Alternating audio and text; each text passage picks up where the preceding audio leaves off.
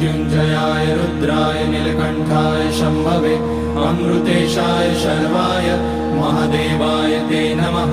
नमस्तेऽस्तु भगवन् विश्वेश्वराय महादेवाय त्र्यम्बकाय त्रिपुरान्तकाय त्रिकाग्निकालाय कालाग्निरुद्राय नीलकण्ठाय मृत्युञ्जयाय सर्वेश्वराय सदाशिवाय श्रीमान् महादेवाय नमः। ॐ नमः शम्भवाय च मयोभवाय च नमः शङ्कराय च मयस्कराय च नमः शिवाय च शिवतराय च।